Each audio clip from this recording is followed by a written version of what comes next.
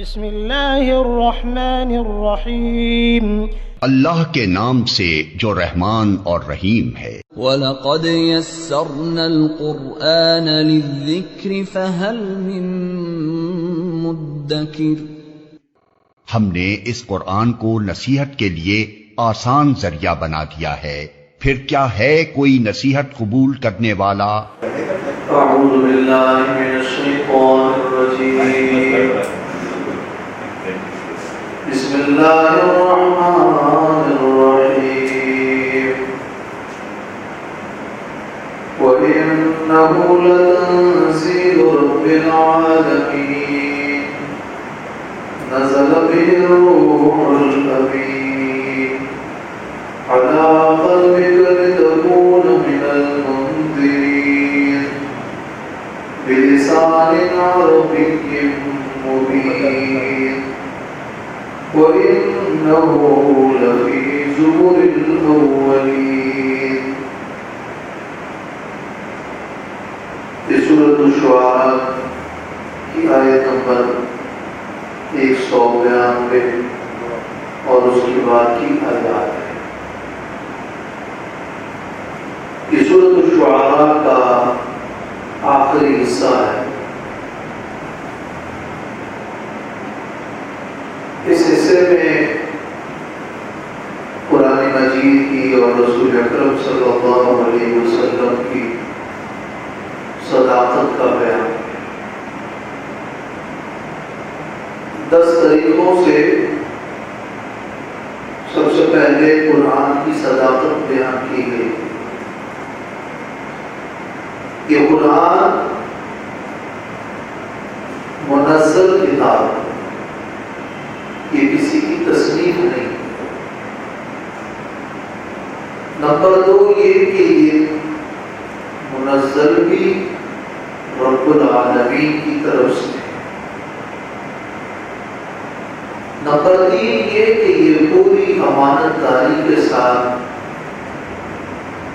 جبریل امین اس کو لے کر آیا ہے۔ نمبر 4 یہ کہ نبی کریم صلی اللہ علیہ وسلم کے قلب اطہر پر اس کا نزول ہوا ہے اور وہاں یہ ثبت ہے۔ اور 5ویں بات یہ کہ اس قرآن کے نزول کا مقصد یہ ہے کہ تاکہ اے نبی آپ بھی انبیاء علیہ السلام کی طرح ڈرانے والوں میں سے ہو جائے۔ انذار اور ڈرانا جیسے کہ پچھلے انبیاء علیہ السلام نے دعوت پیش کی، یہ قرآن اس لیے نازل ہوا۔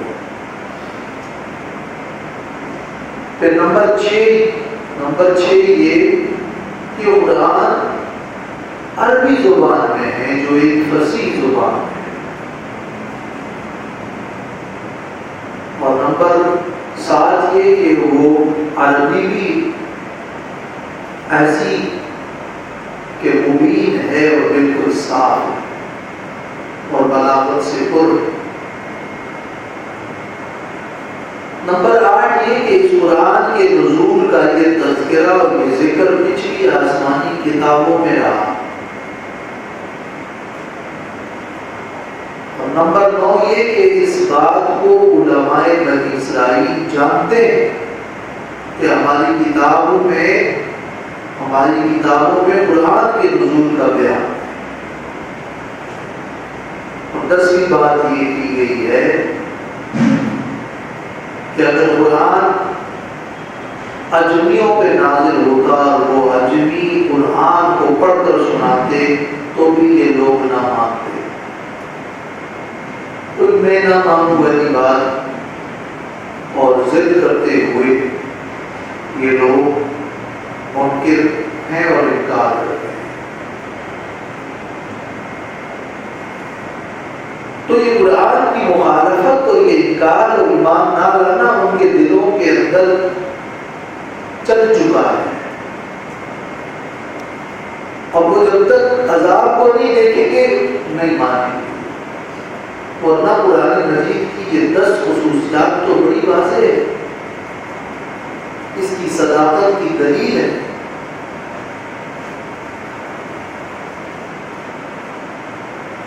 تو اس کے بعد پھر فرمایا کہ نبی جب باوجود اس کے یہ لوگ نہیں مانتے اور عذاب ہی کا مطالبہ کرتے، آپ توحید کی دعوت دے دیجیے،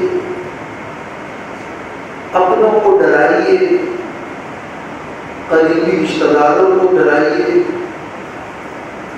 اپنے ایمان والے ساتھیوں کے ساتھ توازن سے پیش آئیں۔ پھر بھی آپ کی نافرمانی کوئی کرتا ہے، آپ اعلان کر دینے پر ہی اور اللہ پر توکل رکھیں، کوئی آپ کا کچھ نہیں بگاڑ سکتا۔ باوجود اس عظیم صداقت کے انکار کرنے والوں کے لیے آداب، 5 آداب ذکر کیے اور 2 شبہات اس قرآن سے متعلق اس کے جوابات دیے گئے ہیں۔ ایک شبہ یہ کیا جاتا تھا کہ قرآن کہانت ہے اور یہ نبی معاذ اللہ کاہن ہے اور ان کا ساتھی اور پیروکار ایک شیطان ہے اور وہ ان کو آ کر چیزیں بتاتا ہے، معاذ اللہ۔ اللہ تعالیٰ نے اس کا جواب دیا ہے، شیطان تو نازل ہوتے ہیں افاق اسیم پر اور یہ نبی تو صادق و امین۔ یہ شیطانوں کے بس کی بات نہیں کہ وہ اللہ کے اتنے عظیم کلام کو پڑھ سکے، ان کی طاقت میں ہی نہیں، قرآن کا مثل لانے سے وہ عاجز ہے۔ اور دوسرا شبہ قرآن پر یہ کیا جاتا تھا کہ یہ شعر و شاعری ہے اور یہ نبی شاعر میں معاذ اللہ۔ شاعروں کے پیروکار تو گمراہ لوگ ہوتے ہیں، نبی کے پیروکار تو عظیم لوگ ہیں۔ شاعر تو بے عمل ہوتے ہیں اور یہ نبی تو ایک دعوت اور ایک پاکیزہ دعوت لے کر تمہارے سامنے اپنی دعوت پیش کرتا ہے۔ تو ان 2 شبہات کا جواب بھی ذکر یہ اس سورۃ الشعراء کے آخر کا یہ بیان ہے۔ وَإِنَّهُ لَتَنزِيلُ رَبِّ الْعَالَمِينَ، اور بے شک یہ قرآن البتہ منزل ہے رب العالمین کی طرف سے۔ تنزیل مصدر ہے بمعنی اس میں مفعول منزل،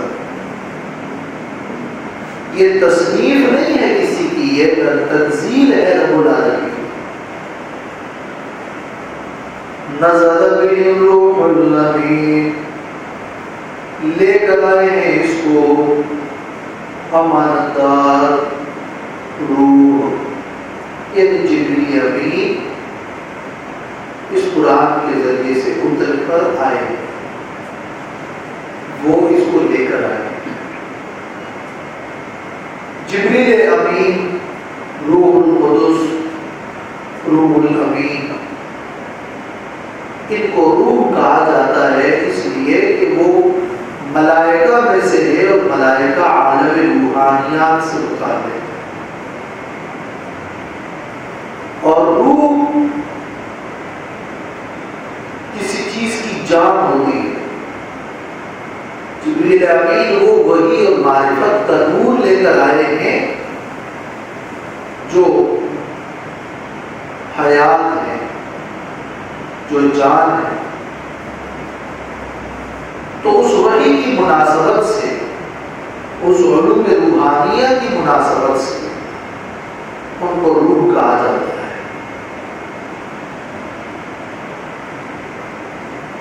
جہاں قرآن مجید پر اعتراض کو دفع کیا جا رہا ہوتا ہے اور قرآن کی پاکیزگی کا بیان ہوتا ہے تو وہاں روح القدس کہا جاتا ہے، جہاں اس قرآن کی حفاظت و امانت کا بیان ہوتا ہے تو روح الامین کہا جاتا ہے۔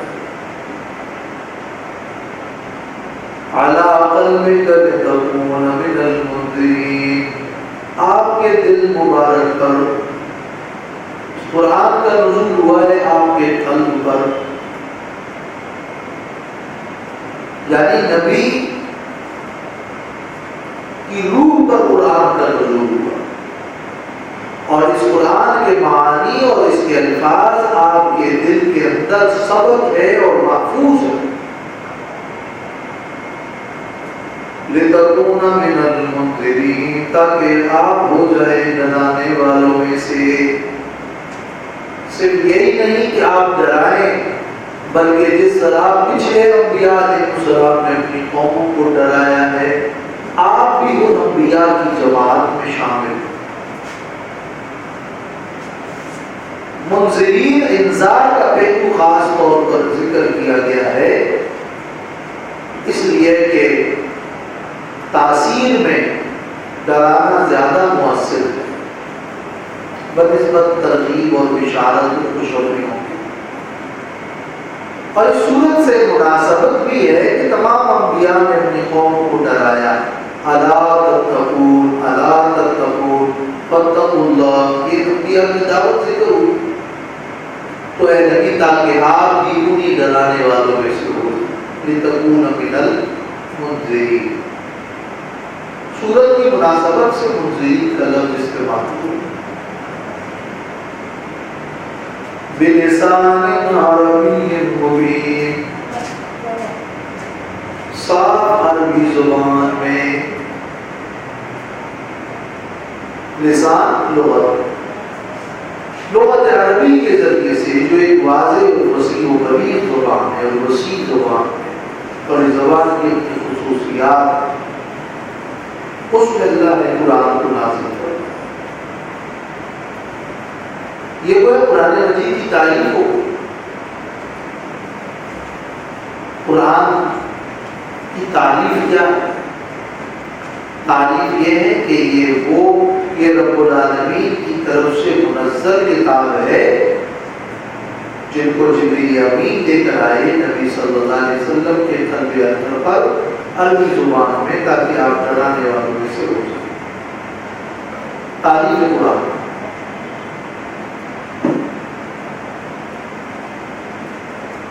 یہ منزل ہے، کون لے کر آیا؟ جبریل امین۔ کہاں؟ آپ کے دل مبارک پر۔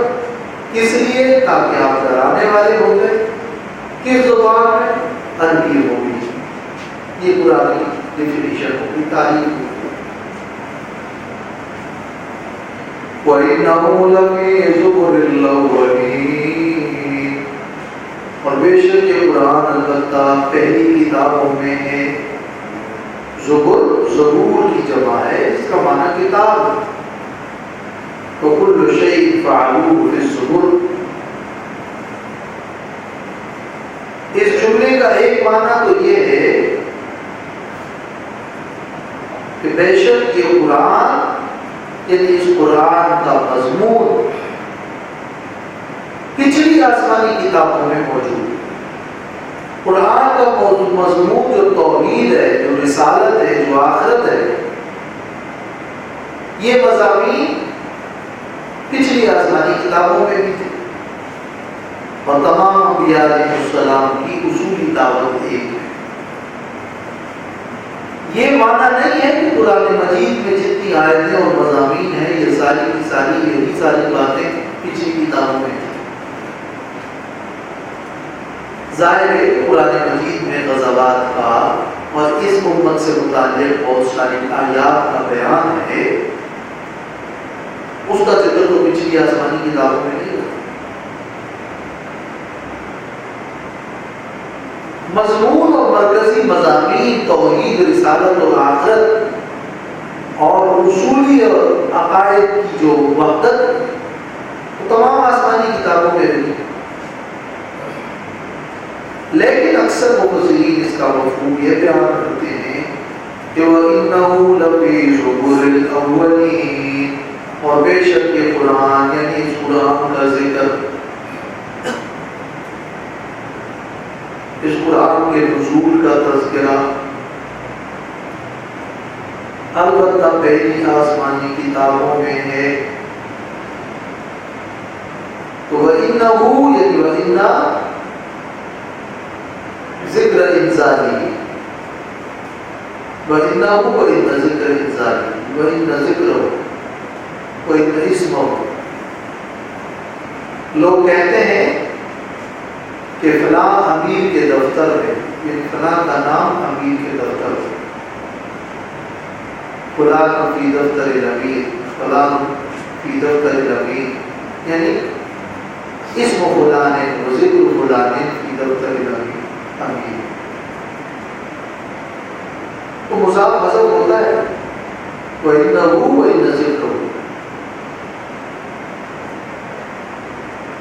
اور قرآن مجید میں خود بیان ہوا ہے کہ اللہ نے فرمایا الَّذِي يَجِدُونَهُ مَكْتُوبًا عِندَهُمْ فِي التَّوْرَاةِ وَالْإِنْجِيلِ، یہ وہ کلام ہے جس کو اپنے تورات اور انجیل میں لکھا ہوا پاتے ہیں۔ وَمُبَشِّرًا بِرَسُولٍ يَأْتِي مِن بَعْدِهِ اسْمُهُ أَحْمَدُ، اور موجودہ تورات اور انجیل میں نزول قرآن کی بشارات موجود ہیں۔ أَوَلَمْ يَكُنْ لَهُمْ آيَةً أَنْ يَعْلَمَهُ عُلَمَاءُ بَنِي إِسْرَائِيلَ، آیا اور کیا نہیں ہے ان کے لیے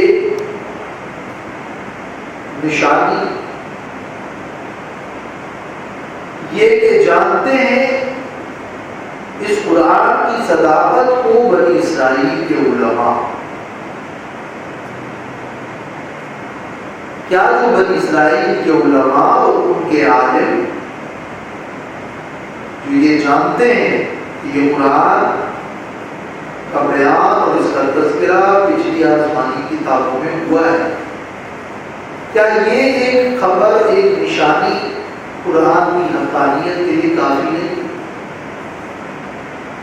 عبداللہ ابن سلام اور نجاشی اور سلمان فارسی وغیرہ کی شہادت کہ پچھلی آسمانی کتابوں میں اس قرآن کا بیان ملتا ہے، یہ اس بات کے لیے کافی نہیں ہے کہ یہ قرآن اللہ کی طرف سے منزل ہے۔ اور یہ تو اہل کتاب کی بات ہے، مگر مشرکین بھی تو تاریخی اور کتابی باتیں اہل کتاب سے ہی پوچھتے تھے، تو ان کے لیے بھی یہ بات حجت ہے کہ وہ تو ان سے ہی اپنی معلومات لیتے ہیں، تو کیا یہ بنی اسرائیل کے علماء جو یہ بات جانتے ہیں اور اس کا انہوں نے اعتراف کیا ہے، اور بعض منکرین نے اپنے نجی محفلوں میں اس کا اعتراف کیا ہے کہ اس قرآن کا بیان ہماری کتابوں میں موجود ہے، تو کیا یہ نشانی نہیں ہوئی کہ قرآن حق ہے؟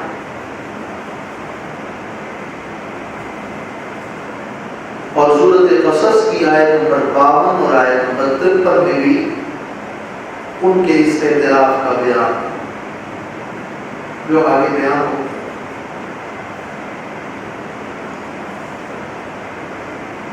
تو یہ آیتن اللہ یقل میں یہ جو یقل ہے آیتن اس کی خبر ہے، اَيَعْلَمَهُ عُلَمَاءُ بَنِي إِسْرَائِيلَ، یہ بتعبیر اصغر اس کا حصہ کیا نہیں ہے بنی اسرائیل کے علماء کا علم نشانی اور علامت؟ وَلَوْ نَزَّلْنَاهُ عَلَىٰ بَعْضِ الْأَعْجَمِينَ، اور اگر ہم نازل کرتے اس قرآن کو بعض اعجمیوں پر، یہ نبی عربی ہے اور قرآن بیان کرتا ہے، اگر یہ قرآن عجمی پر نازل ہو، عجمیوں پر، پھر وہ عجمی یہ قرآن پڑھ کر سنائے تو یہ اور زیادہ حیرت کی بات ہو، تب بھی یہ لوگ نہیں مانتے۔ مقصد یہ کہ جتنی بھی اگر کوشش کی جائے اور قرآن کی یہ حیرت انگیز کیفیت ان کے سامنے آ جائے، تب بھی وہ نہیں مانیں گے، اس لیے کہ انہوں نے یہ طے کر رکھا ہے کہ ہم نے ماننا نہیں۔ وَلَوْ نَزَّلْنَاهُ عَلَىٰ بَعْضِ الأعجمين، اور اگر نازل کرتے قرآن کو بعض اجمیوں پر، اعجمی جو ہے یہ اعجمی کی جمع ہے، اور اعجمی میں جو یا ہے وہ نسبت کے لیے ہے بطور تاکید، یہ اعجم کی جمع ہے۔ اشعری اشعری اشعری، اعجمی اعجمی، اعجمی کی وہ یہ جائے نسبتی جو ہے وہ تخفیف کے لیے حذف ہو گئی، اعجمی۔ اور اعجم کا مطلب گونگا یا جو صرف سے عربی نہ جانتا ہو، غیر عرب۔ فقرأه علیہم، بس وہ پڑھ کر سنائیں ان کو یہ قرآن۔ ما کانوا بہ مؤمنین، نہیں تھے ہوں گے یہ اس پر ایمان لانے والے۔ سورہ یونس 96 میں بھی کذالک سلکناہ فی قلوب المجرمین، اسی طرح ہم نے داخل کر دیا ہے اس انکار کو مجرموں کے دلوں میں۔ سلکناہ، ہو کا مطلب یہ ایمان نہ لانا، یہ انکار کرنا، اس کو ہم نے مجرموں کے دلوں میں جاری کر دیا۔ جو لوگ نہ ماننا طے کر دیتے ہیں اور ضد کرتے ہیں تو ختم اللہ علی قلوبہم، کذالک سلکناہ فی قلوب المجرمین۔ سلکناہ میں جو ہو سبھی ہے اس کا واضح ہوا ما کانوا بہ مؤمنین، سے جو انکار اور ایمان نہ لانا معلوم ہو رہا وہ مراد۔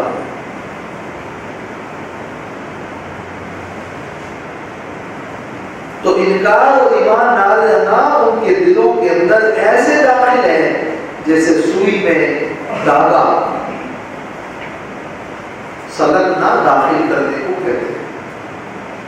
تو گویا جس طرح سوئی میں دھاگا داخل ہوتا ہے، ایسے قرآن کا انکار ان کے دلوں کے اندر گھس چکا ہے۔ لہذا اے نبی آپ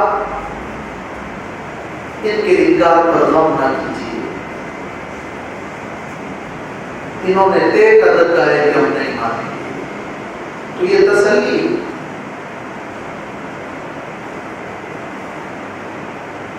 ایک رائے یہ ہے کہ سلکناہ میں جو ہو سبیل ہے اس کا مرجع قرآن، تو انہ لتنزیل رب العالمین نزل بہ الروح الامین، قرآن کا سلسلہ بیان جاری۔ اسی طرح سلکناہ فی قلوب المجرمین،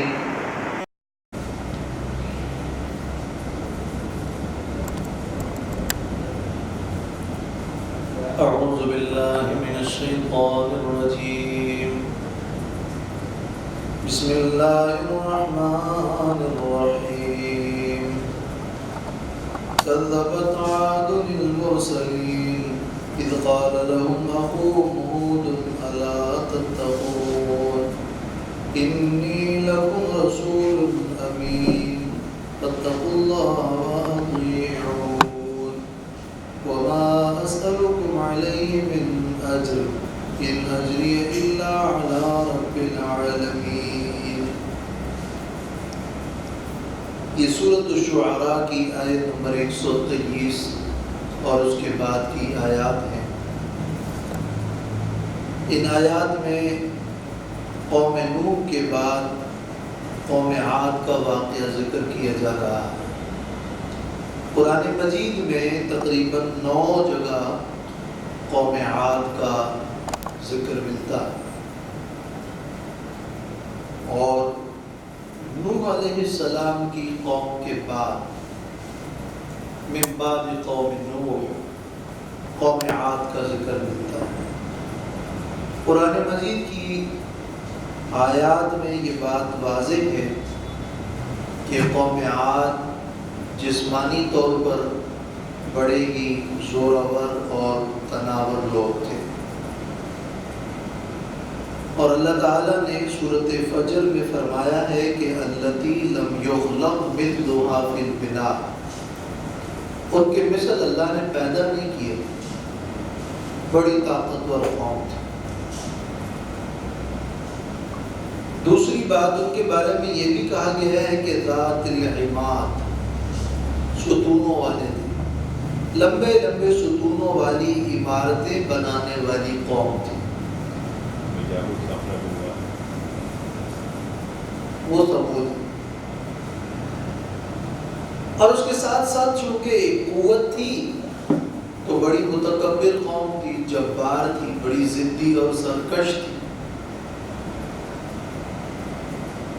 اور ان کے قوم میں کچھ ایسے لوگ تھے جو بڑے جبار قسم کے تھے اور قوم کے لوگ ان کے پیروکار بنے ہوئے تھے۔ سورہ اعراف وغیرہ سے یہ بھی معلوم ہوتا ہے کہ یہ قوم اللہ تعالیٰ کی ذات کی منکر نہیں تھی، بلکہ یہ مشرک قوم تھی۔ کیا اللہ کی واحد اللہ کی عبادت کریں گے؟ اختلاف انہیں توحید میں تھا، وحدہ میں تھا، اور یہ مشرک قوم تھی۔ اللہ تعالیٰ نے اس قوم کی طرف ان کے بھائی ہود علیہ السلام کو مبعوث فرمایا، اور انہوں نے بھی وہی دعوت پیش کی جو دعوت حضرت نوح علیہ السلام نے اپنی قوم کے سامنے پیش کی تھی۔ کذبت عاد المرسلین، جھٹلایا عادیوں نے رسولوں کو۔ عاد بھی ایک قوم تھی تو اس مناسبت سے کذبت مؤنث، اور المرسلین جمع ہے اس لیے کہ کسی ایک رسول کا انکار تمام رسولوں کا انکار ہے۔ یہ قوم احقاف کی بستی میں آباد تھی، اور وہاں حضرت ہود علیہ السلام کو بھیجا گیا۔ حضرموت کے قریب یمن میں ان کی بستیاں تھیں۔ اذ قال لهم اخوهم هود الا تتقون، جب کہا ان سے ان کے بھائی ہود علیہ السلام نے الا تتقون، کیا تم نہیں بچتے ہو عذاب سے، کیا تم نہیں ڈرتے ہو اللہ سے اور اللہ کے عذاب سے، اور کیا تم نہیں بچتے ہو شرک سے۔ تقوی مانا بچنا، شرک سے بچنا، عذاب سے بچنا، اللہ سے ڈرنا۔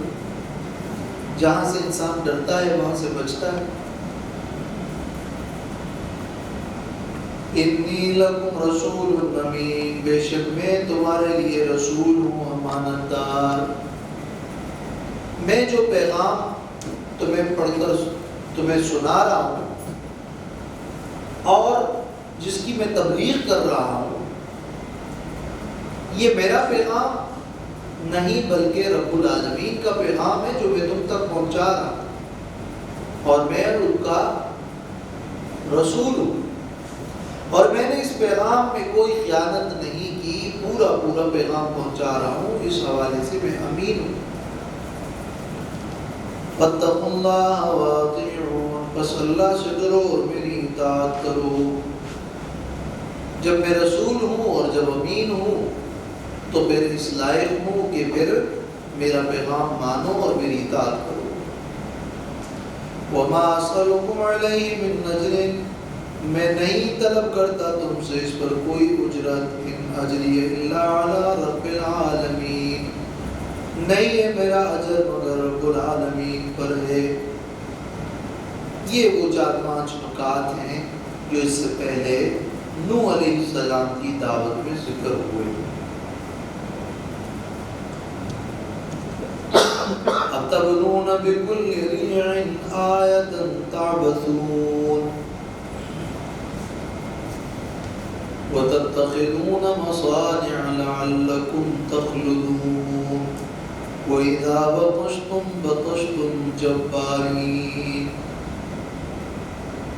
یہ 3 اور باتیں ہیں جو ہود علیہ السلام کی دعوت میں شامل تھیں۔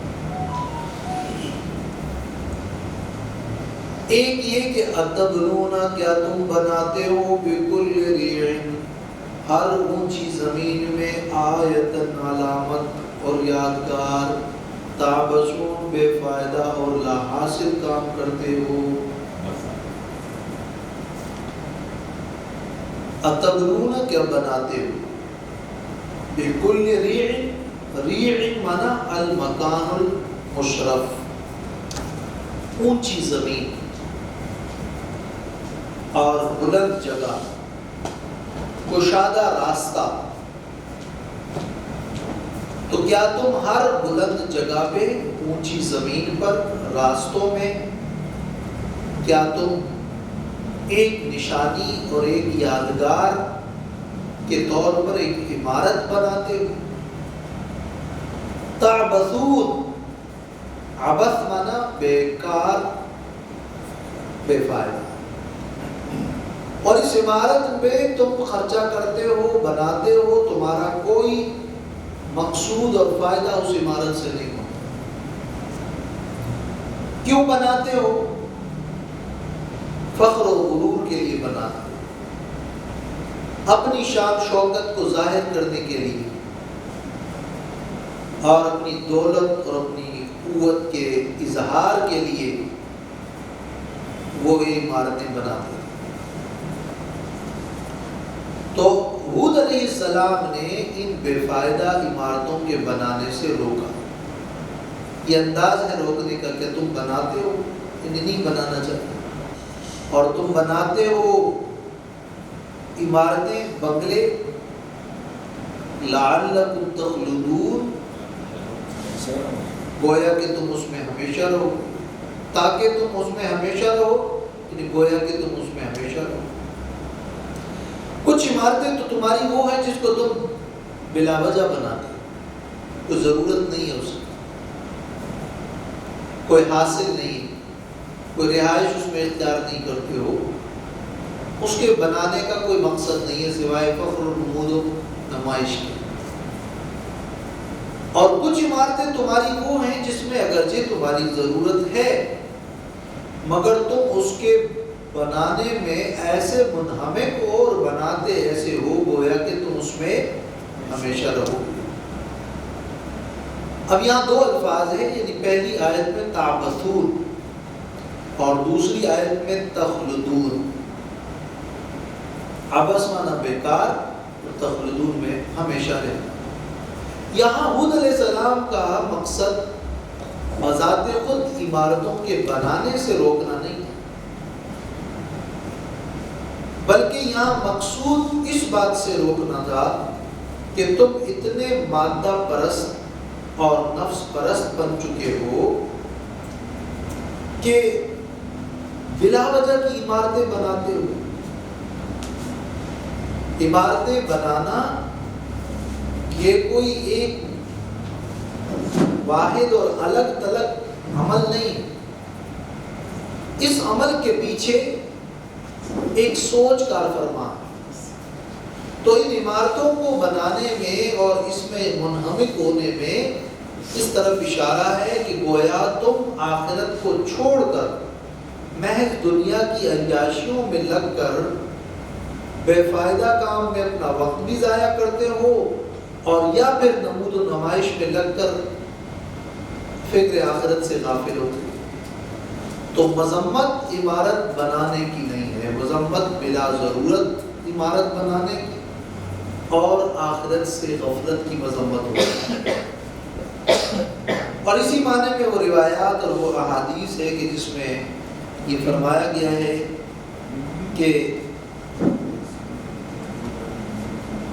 اس میں کوئی خیر نہیں ہے کہ کوئی عمارت بنائے، یا وہ روایت ہے کہ وہ جو لوگ عمارت بنائے وہ اس کے ذمہ وبال ہے الا ما لا بد الا ما لا، مگر وہ جو ضروری ہو.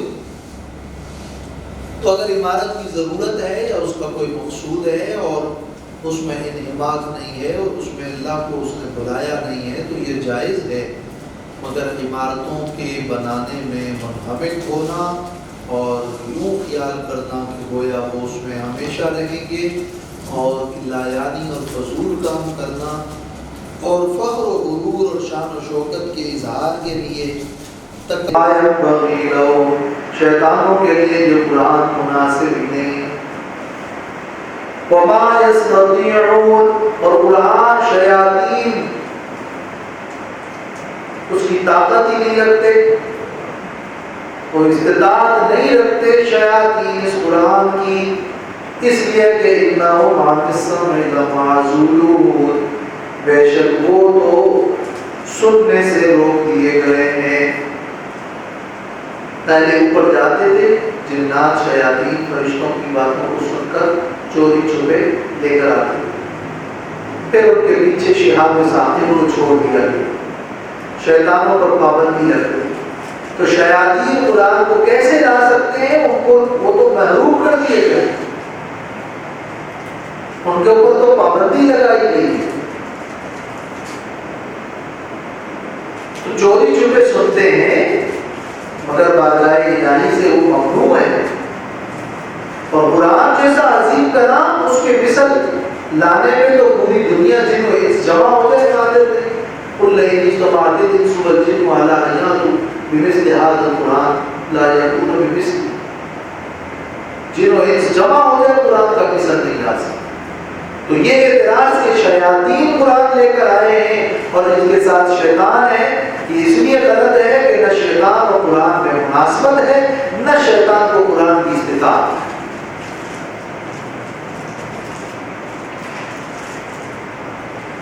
تو اس فضول اعتراض کو چھوڑ کر قرآن کی اس عظیم حقانیت کو پھر بھی اگر یہ لوگ نہیں مانتے تو فلا تدعوا مع اللہ الہا آخر، پس نہ مت پکارے اللہ کے ساتھ کسی دوسرے معبود کو، وَتَكُونَ مِنَ الْمُعَذَّبِينَ، تو ہو جائیں گے آپ عذاب دیے ہوئوں میں سے۔ خطاب نبی سے ہے، قرآن امتی ہے، جیسے کہ بلاغت یہی ہے، خطاب علی اسلوب حکیم اس کو کہتے ہیں۔ اور یہاں سے گویا کہ یہ بیان کیا جا رہا ہے کیا شیطان توحید سکھائے گا؟ کہ شیطان یہ دعوت لے کر آیا ہے، حکم تو یہ ہے کہ اللہ کے ساتھ کسی اور کو شریک مت ٹھہراؤ۔ قرآن کا بیان تو یہ ہے کہ فلا تدعوا مع اللہ الہا آخر۔ تو دعوت شیطان اور دعوت قرآن میں تو زمین و آسمان کا فرق ہے۔ یہ بھی ایک دلائل میں سے ماحولت سے مربوط ہو گئی، اور ادب ہے کہ آپ ان کی باتوں میں نہ پڑیں، توحید کی دعوت اور شرک کی تردید سنا دیجیے۔ وَأَنذِرْ عَشِيرَتَكَ الْأَقْرَبِينَ، اور ڈرائیے آپ اپنے قریبی رشتہ داروں کو سب سے پہلے۔ آپ تو پوری دنیا کے لیے رسول ہیں، لیکن سب سے پہلے اپنے قریبی رشتہ داروں کو ڈرائیے۔ اس لیے قریبی رشتہ داروں کو ڈرائیے تاکہ کوئی یہ تان نہ کر سکے کہ آپ اپنے قریبی لوگوں کو تو دعوت نہیں دیتے ہیں، ہمیں دعوت دیتے ہیں، تاکہ آپ کی دعوت مؤثر بن جائے، اور تاکہ آپ کے اپنے قریبی لوگوں کو آپ سے یہ امید نہ رہے کہ ہماری بات مان کر آپ یہ دعوت چھوڑ دیں گے۔ سب سے پہلے آپ دعوت ان کے سامنے رکھیں، اور تاکہ یہ قریش کے بڑے لوگ جب مانیں گے تو وہ تو بڑے ہیں، تو اور لوگ ان کے پیروکار بنیں گے۔ اس لیے سب سے پہلے اپنے قریبی لوگوں کو دعوت دیجیے، اور یہ دعوت کا انداز اور دعوت کا طریقہ ہے کہ قریبی لوگوں کو کوشش کریں کہ سب سے پہلے دعوت، اور اس پر رسول اللہ صلی اللہ علیہ وسلم نے عمل کیا، اور صفا پہ چڑھے اور آپ نے یا بنی فہد یا بنی عدی قریش کے بڑے بڑوں کو بلایا، سب جمع ہوئے، اور جو خود آ سکتا تھا خود آیا، جو نہیں آ سکتا کسی کو بھیجا۔ آپ نے دعوت پیش کی، اور غلام نے پتھروں سے مارا، تبت یدا ابی لہب سورت نازل ہوئی۔ تو وانذر عشیرتک الاقربین پر آپ نے عمل، سب کو پکارا بلایا۔ تیسرا ادب وَاخْفِضْ جَنَاحَكَ لِمَنِ اتَّبَعَكَ مِنَ الْمُؤْمِنِينَ، اور جھکا دیجیے اپنی رحمت کا بازو لمن اتبعک من المؤمنین، ان کے لیے جو آپ کی پیروی کرے، جنہوں نے آپ کی پیروی کی ہے ایمان والوں میں سے۔ بازو جھکائیے یہ کنایا ہے تواضع اور فروتنی سے، یعنی آپ اپنے ایمان والے اور ماننے والوں پر شفقت کا معاملہ فرمائیں۔ لمن اتبعک، جو بھی آپ کا پیروکار ہے آپ ان کے ساتھ تواضع اختیار کریں، اگرچہ وہ آپ کے اقربین نہ ہو مگر متبعین، مگر من المؤمنین، متبعین تو وہ بھی ہوں گے جو بعض لوگ آپ کی قرابت کی وجہ سے آپ کے متبعین ہوں گے، مگر آپ ایمان والوں سے متعلق یہ بیان ہو رہا ہے کہ ان کے ساتھ اپنا معاملہ فروتنی کا، تواضع کا رکھیے، شفقت کا رکھیے۔ تو نہ ماننے والوں کے لیے انذار اور ماننے والوں کے لیے وقت۔ فَإِنْ عَصَوْكَ، بس اس کے باوجود بھی اگر وہ انکار کر لیں، فَقُلْ إِنِّي بَرِيءٌ مِّمَّا تَعْمَلُونَ، تو کہہ دیجئے میں بیزار ہوں اس سے جو تم عمل کرتے ہو۔ تو صاف اعلان کر رہا تھا۔ اور پانچویں بات وَتَوَكَّلْ عَلَى الْعَزِيزِ الرَّحِيمِ، اور خود کو سپرد کیجئے اس ذات کے جو کہ سب پر غالب ہے اور جو کہ اپنوں پر مہربان ہے۔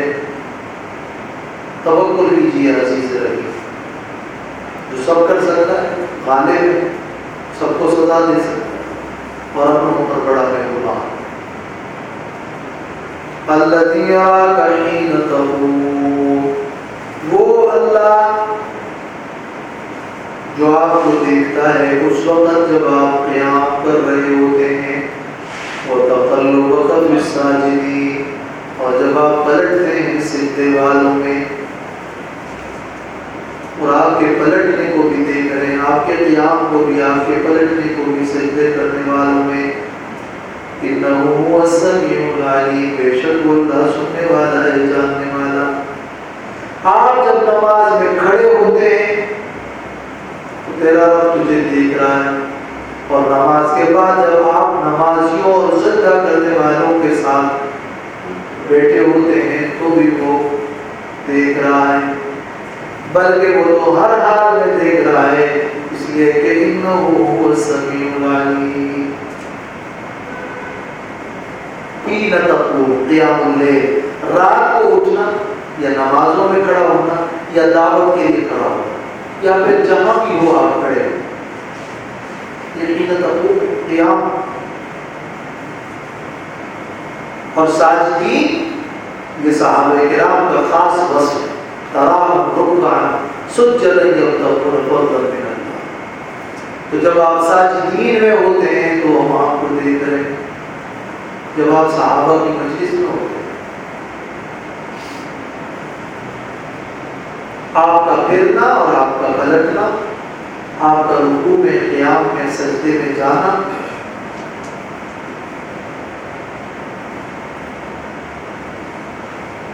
إِنَّهُ هُوَ السَّمِيعُ الْعَلِيمُ۔ اس جملے میں بھی یہ مضمون موجود ہے اور اشارہ ہے کہ آپ کی مصروفیت تو یہ ہو کہ آپ قیام میں ہیں، آپ اپنے ساتھیوں کے ساتھ ہیں جو کہ مصلین ہیں، اور آپ پر الزام یہ لگایا جائے کہ آپ کا تعلق شیطان سے تعلق رکھنے والوں کا تعلق وہ عبادت سے تو نہیں ہوتی، ان کا یہ مصروفیات تو نہیں ہوتی جو آپ کی ہے۔ هل ننبئكم على من تنزل الشياطين، کیا خبر تمہیں تم کو، یعنی کہہ دیجیے قل حل، کیا میں تمہیں خبر دوں على من تنزل الشياطين، ان کی جن پر شیطان شیاطین نازل ہوتے ہیں۔ جن پر شیطان اترتے ہیں ان کے بارے میں بتاؤ وہ کون لوگ ہوتے ہیں؟ وہ یہ سجدہ کرنے والے، قیام کرنے والے، عبادت کرنے والے نہیں ہوتے۔ تنزل علی کل افاک نسیم، وہ تو اترتے ہیں ہر بڑے جھوٹے اور بڑے گناہگار پہ، جن کے قول میں جھوٹ ہو، جن کے فعل میں گناہ ہو۔ افاق کی مبالغہ ہے، نسیم کی مبالغہ ہے، جن کا قول و فعل جھوٹا ہو، جن کی گفتار میں جھوٹ ہو، جن کا کردار بد ہو، ان پر شیاطین آتے ہیں۔ جبکہ آپ کو تو آپ لوگ بھی مانتے ہیں کہ صادق و امین، شیاطین افاق کی نسیم پر آتے ہیں، صادق امین پر نہیں آتے۔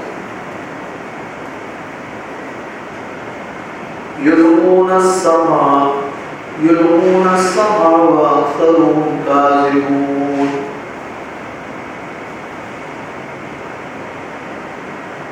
یلقون دلوں میں ڈالتے ہیں، السمع سنی ہوئی بات، فرشتوں سے سنی ہوئی بات کاہنوں کے دلوں میں ڈالتے ہیں۔ شیاطین کیا کرتے ہیں؟ فرشتوں کی مجلس میں جا کے کوئی بات چوری کر لی، سن لی، وہ لا کر کاہنوں کے دلوں میں ڈالتے۔ السمع مصدر ہے بمعنی مسموع، سنی ہوئی بات۔ یلقون یہ شیاطین ڈالتے ہیں سنی ہوئی بات۔ کون سی سنی ہوئی بات؟ جو انہوں نے فرشتوں سے ان کی مجلس میں کوئی سنی ہوتی ہے، اور وہ لا کر اپنے دوستوں اور کاہنوں کے دلوں میں ڈالتے ہیں۔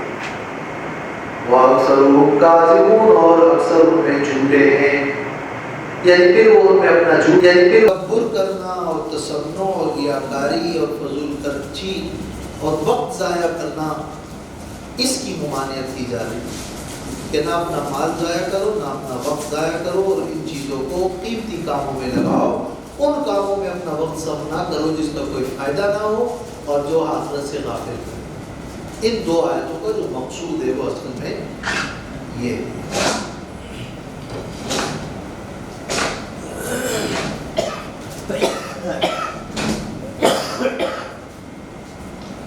وَإِذَا بَطَشْتُمْ بَطَشْتُمْ جَبَّارِينَ، اور جب تم گرفت کرتے ہو تو گرفت کرتے ہو جابر بن کر، جب تم پکڑتے ہو تو پکڑتے ہو ظلم کر کے۔ ایک طرف تو تم اپنے معیار زندگی کو بلند کرنے میں لگے ہوئے ہو، لیکن تمہاری معیار انسانیت یہ ہے کہ تمہیں کسی پر رحم نہیں آتا۔ تمہارا انسانیت کا معیار ہی اتنا گر چکا ہے کہ تم کمزوروں پر ظلم کرتے ہو۔ ایمان سنگدلی کی تعلیم نہیں دیتا، ایمان والا سنگدل نہیں ہوتا۔ تو کیا ایک طرف تمہارا عمل یہ ہے کہ خود عیاشیوں میں فضول مال لوٹاتے ہو، خرچ کرتے ہو، اور تعمیرات میں ایسے منہمک ہو گویا تم ہمیشہ رہو گے، اور دوسری طرف کسی غریب اور کمزور لوگوں پر تم ظلم کرتے ہو، تو یہ در حقیقت پورے معاشرے کا بگاڑ ہے۔ یہ قوم عاد کی وہ مادہ پرستانہ ذہنیت تھی جس کی تردید ہود علیہ السلام نے کی، اور آج تک انبیاء علیہ السلام کی تعلیمات کی روشنی میں اس کا رد کیا جا رہا ہے کہ تم مادے کو، مفاد کو مقصود نہ بنو۔ اخلاقیات اور احکامات اسلامیہ، اس پر معاشرے کی بنیاد ہونی چاہیے۔ سرمایے اور مادے پر کی بنیاد پر معاشرہ تشکیل نہیں پانا چاہیے۔ یہ ایک سبق ہے جو انبیاء علیہ السلام کی تعلیمات میں، کہ تمہاری تہذیب اور تمہارا تمدن جو ہے اس کی بنیاد وہ مال، پیسہ، مفاد یہ نہیں ہے، کہ تمہاری ساری اچھائیاں، تمہاری ساری خوبیاں اسی کے پیچھے ہوں۔ حتیٰ کہ اگر تمہیں فائدہ اس میں ہوتا ہے کہ جھوٹ مت بولو تو پھر تم جھوٹ نہیں بولتے ہو۔ اس لیے نہیں کہ یہ کوئی اخلاق ہے، اس لیے نہیں کہ یہ کوئی انسانیت ہے، بلکہ اس لیے کہ اگر جھوٹ بولوں گا تو پھر میرا کاروبار نہیں چلے گا۔ تو تمہارے جھوٹ نہ بولنے کی جو وجہ ہے وہ یہ ہے کہ تم اپنے مفاد کو سامنے رکھتے ہو۔ اور دوسری طرف اگر کسی کو قتل کرنے میں تمہارا فائدہ نظر آتا ہے تو تم اس کو قتل بھی کر دیتے ہو۔ انسانیت اور اخلاق یہ ہے کہ تم اسلامی احکامات کو فالو کر کے جو اخلاق ہے انہی اخلاق کی بنیاد پر ایک معاشرہ تشکیل ہو۔ تم اگر جھوٹ نہیں بولتے ہو تو اس لیے نہیں بولتے ہو کہ یہ بد اخلاقی، تم اگر ظلم نہیں کرتے ہو تو اس لیے نہیں کرتے ہو کہ یہ بد اخلاقی ہے۔ تمہارے دل میں ایک رحم کا جذبہ ہونا چاہیے، ورنہ سرمایہ دار بن جائے اور اگر اس میں اس کا فائدہ نظر آ رہا ہے اور وہاں مادہ مفاد زیادہ ہے تو پھر بے رحم بھی بن جائے، ظلم بھی کرے، پھر اخلاق نام کی کوئی چیز نہ ہو۔ معاشرے کی تشکیل اخلاق کی بنیاد پر، معاشرے کی تشکیل رحم کی بنیاد پر، ہمدردی کی بنیاد پر ہو، نہ کہ مادے اور مفاد کی بنیاد پر۔ یہ بتانا اس میں مقصود ہے۔ فاتقوا اللہ واطیعون، ڈرو اللہ سے اور میری اطاعت کرو۔ واتقوا الذی امدکم بما تعلمون، اور ڈرو اس ذات کے عذاب سے جس نے زیادہ کر دیے تمہارے لیے وہ نعمتیں جو تم جانتے ہو۔ امدکم، جس نے تمہاری امداد کی ہے، مدد کی ہے، وہ تمہیں زیادہ دیا ہے۔ بما تعلمون، ان نعمتوں کو جن کو تم جانتے ہو۔ وہ کون سی نعمتیں ہیں؟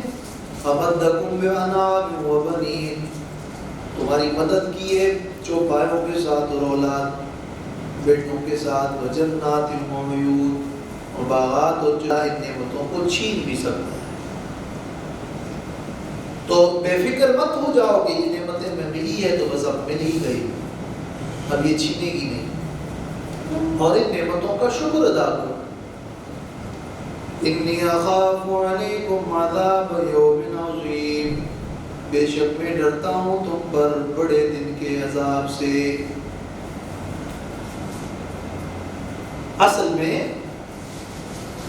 بڑا تو عذاب ہے، مگر اس عظیم کو صفت یومن کا بنائے کہ وہ دن بڑا ہے، اس لیے کہ اس میں عذاب بڑا ہے، گویا کہ پورا دن ہی ان کے لیے برا ہے۔ تو حود علیہ السلام کی جو نصیحت تھی اس کا آغاز وہ الا تتقون سے ہوا، تقوی سے ہوا، ڈر سے ہوا، عذاب سے بچنے کی تلقین کی گئی، اور اس کا اختتام بھی اسی نصیحت پر ہوا۔ خوف اور خوف خدا اور عذاب کا خوف اور نقصان کا خوف، یہ وہ چیز ہے جو انسان کے لیے بہت سارے امور اور کاموں میں مانع ہوتا ہے، اور خوف ہی کی بنیاد پر انسان بعمل بنتا ہے۔ جس کے دل میں اللہ کا خوف نہیں، جس کے دل میں کسی کی چیز کا خوف نہیں، تو بے خوف آدمی پھر جو چاہے کر لے۔ اس لیے یہ خوف اور پھر خوف خدا خاص طور پر یہ در حقیقت انسان کو بعمل بناتی ہے۔ قالوا سواء علينا أوعظت أم لم تكن من الواعظين، کہنے لگے وہ قوم کے لوگ برابر ہیں ہمارے لیے، اوعظت کہ آپ واعظ کریں، ام لم تکن من الواعظین، یا نہ ہو آپ واعظ کرنے والوں میں سے۔ یہ ان کی بے پرواہی کا انداز تھا اور تحقیر کے انداز میں کہا تم چاہے نصیحت کرو یا خاموش رہو، ہمارے لیے برابر ہے، بولتے جاؤ، بولو یا نہ بولو برابر ہے، ہم پہ تمہاری باتوں کا کوئی اثر نہیں۔ اوعظت ام لم تکن من الواعظین،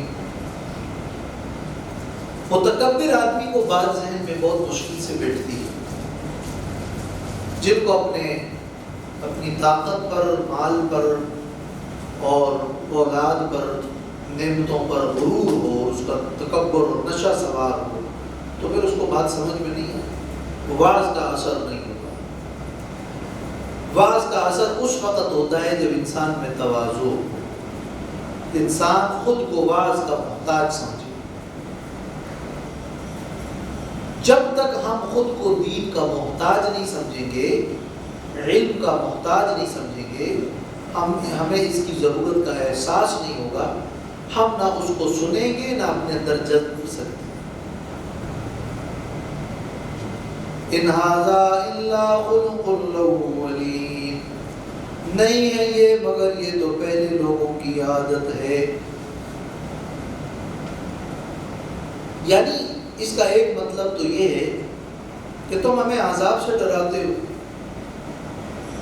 مگر یہ جو نعمتیں ملی ہوئی ہے اور یہ جو ہمارے طور طریقے ہیں، یہ جو فضول تعمیرات کر رہے ہیں، یہ جو عبث کام ہو رہا ہے، جو ہم ظلم کر رہے ہیں، یہ سارے کام ہم نے شروع تھوڑی کیے ہیں، ہمارے آباء و اجداد کرتے چلے آئے ہیں، یہ طریقے پہ چل رہے ہیں. یہ پہلے لوگوں کی عادت تھی، طریقہ تھا، وہ ہم تک پہنچا ہے اور ہم ان کے ہی طریقے پر جی رہے ہیں. ان پر تو کوئی عذاب نہیں آیا. وَمَا نَحْنُ بِمُعَذَّبِينَ، ہمیں عذاب نہیں ملے گا اس میں، یہ وجہ عذاب نہیں ہے. یہی سزا کی وجہ ہے تو پھر ان پر بھی عذاب آنا چاہیے. خلق کا معنی عادت. اور یہ کہ یہ جو دعوت تم پیش کر رہے ہو، یہ جو توحید کی باتیں کرتے ہو، یہ جو تم ہمیں روکتے ہو، عذاب سے ڈراتے ہو، یہ جو کچھ تم لے کر آئے ہو، یہ بہت پہلے بھی ایسے لوگ گزرے ہیں، پہلے بھی اس قسم کی باتیں کرنے والے گزرے ہیں، کچھ نہیں ہوا، یہ ایسے ہی بات ہے. تو ان ھذا الا خلق الاولین، نہیں ہے وہ عمل جو ہم کر رہے ہیں مگر پہلے لوگوں کی عادت ہے، یہ پہلے لوگوں کا دین ہے جو چل رہا ہے. اور یا نہیں ہے یہ مرنا اور جینا مگر یہ تو ایک زمانے کی عادت ہے جس پر سب ہو رہا ہے. عادت زمانہ ہے، کوئی مرے گا کوئی جیے گا. ہمیں عذاب سے کیوں ڈرا رہے؟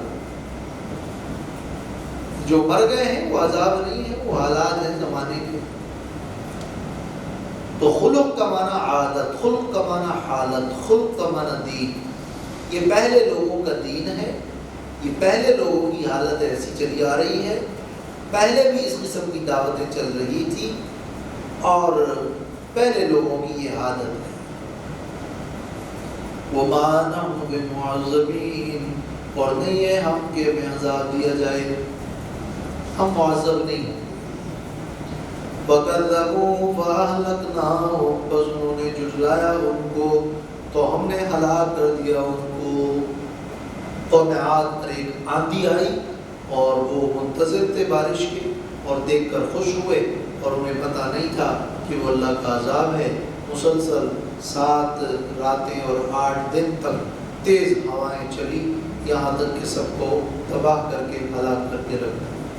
فَأَهْلَكْنَاهُمْ إِنَّ فِي ذَلِكَ لَآيَةً، بے شک اس میں البتہ درس عبرت ہے.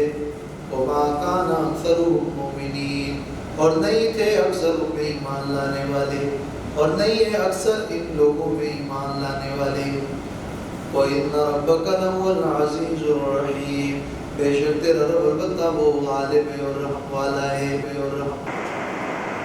إِلَّا الَّذِينَ آمَنُوا، مگر وہ لوگ جو ایمان لائے، وَعَمِلُوا الصَّالِحَاتِ، اور عمل کیے نیک، وَذَكَرُوا اللَّهَ، اور یاد کیا اللہ کو، کلام میں بھی اور اشعار میں بھی.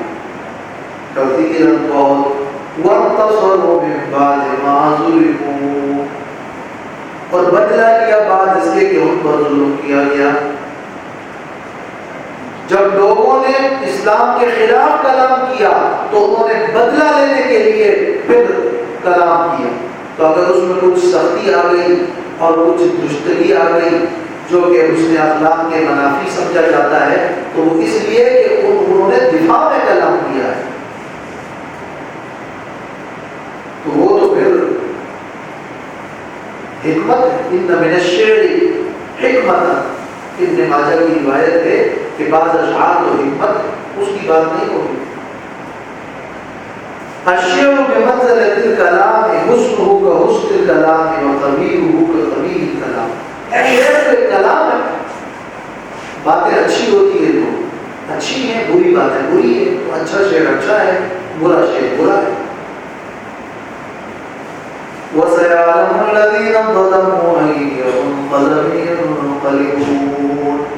سب کچھ اور تمام تر مضامین اور ڈرانے کے بعد سیعلم، تمکی ہے، تحقیق، الذین ظلموا تعمیم ہے، ہر ظالم، ای منقلب ابہام ہے، ای منقلب ہر لوٹنے کی جگہ،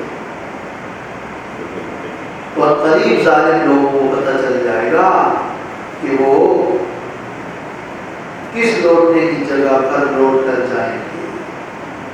ینقلبون مضارع ہے، منقلب ایک مرجع ہے، منقلب انقلاب کے لفظ سے ہے حالت بدلنا، اشارہ ہے کہ کافروں یہ حالات بدل جائیں گے اور بدلتے رہیں گے، اور یہ مزید خرابیاں اور شرور اور برے حالاتوں پر آئیں گے، حتیٰ کہ یہ کفار اور یہ ظالم لوگ جہنم میں پہنچ جائیں گے۔